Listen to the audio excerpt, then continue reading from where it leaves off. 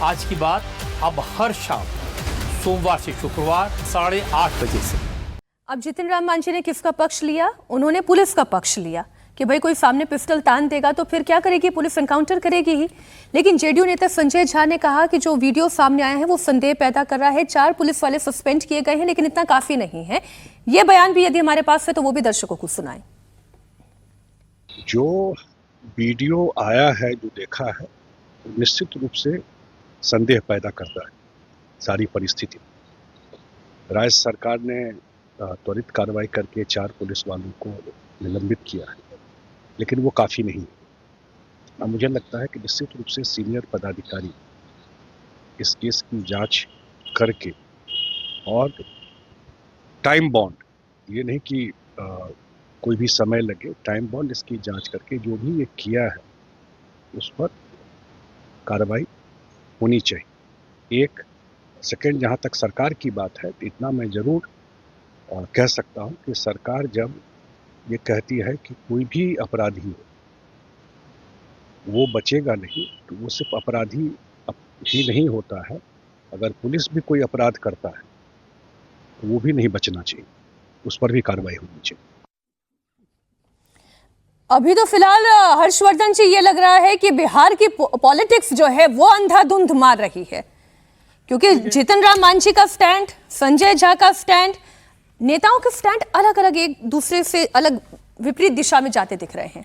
दुर्भाग्यपूर्ण है कि नेताओं का स्टैंड जाति देखकर है।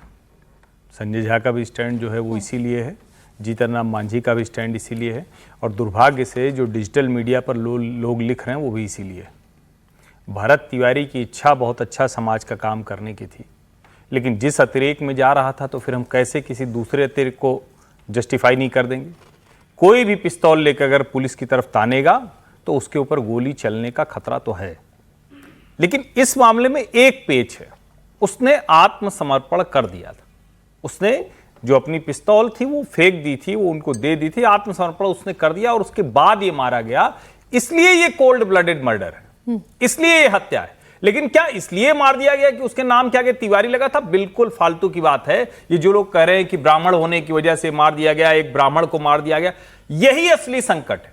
और इसीलिए जब कोई भी अपराधी किसी जाति का होता है, मुसलमान मार दिया गया, फलाना मार दिया गया, धमाका मार दिया गया, जो भी मारा जाता है उसके हाथ में अगर हथियार है, उसके ऊपर अगर आपराधिक मामले हैं तो उन वजहों से मारा जाता है। और मैं फिर कह रहा हूं, इस मामले में सिर्फ और सिर्फ यह है कि उसने आत्मसमर्पण कर दिया था और पुलिस ने मारा। दूसरा, वो कोई ऐसा कोई पक्का वाला अपराधी नहीं था। ये 2 चीजें हैं। नहीं, पुलिस की जो कार्यप्रणाली पर सवाल खड़े हो रहे हैं, और मैं 100% है भाई, 100% पुलिस की कार्यप्रणाली पे तो सवाल है। ये कौन से पूछने इसके पीछे कोई पॉलिटिक्स नहीं है। नहीं, लेकिन जो कोई अगर कोई ये कहे कि उसको तिवारी देख के मार दिया तो ये तो बड़ी शर्मनाक बात है भाई। मतलब हर चीज में ब्राह्मण को जोड़ देना। ऐसे ही लोग थे जो विकास दुबे के मारे जाने पर कह रहे थे कि बड़ा गड़बड़ हो गया। अब उसके जैसा आदमी जिसने पुलिस पर गोली चला दी थी, विकास दुबे, तो उसका क्या किया जाता?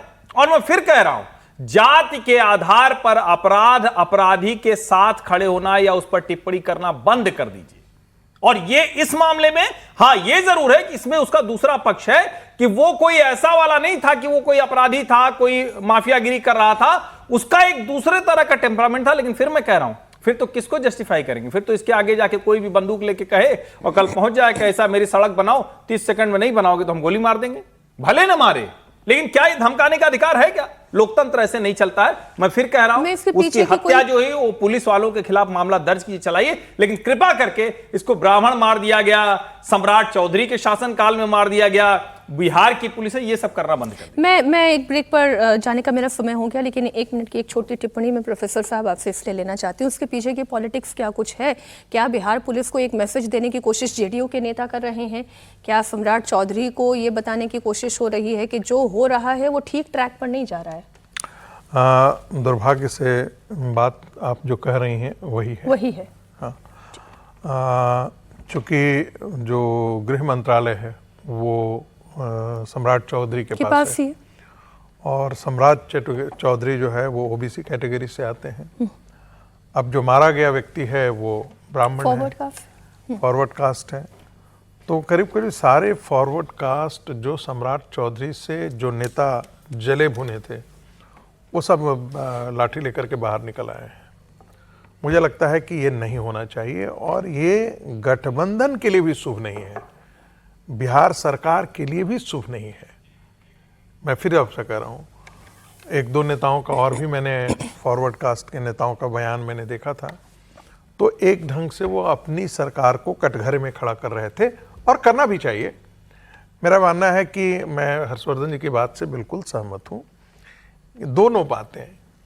और जो झा जी कह रहे थे जेडीयू के अध्यक्ष, उनका भी मानना बहुत सही है कि अपराध सिर्फ सामान्य व्यक्ति जो सड़क पर है वही नहीं करता है, अपराधी तो पुलिस भी होते हैं ना, तो उनके खिलाफ भी जांच होनी चाहिए कि क्या उन्होंने इनकाउंटर किया है या नहीं किया है। ठीक सर, वो इनकाउंटर सही है भी या नहीं सही है इस पर, लेकिन जाति आत्मसमर्पण के बाद अगर गोली मारी तो हत्या का मामला चलना ही चलना चाहिए।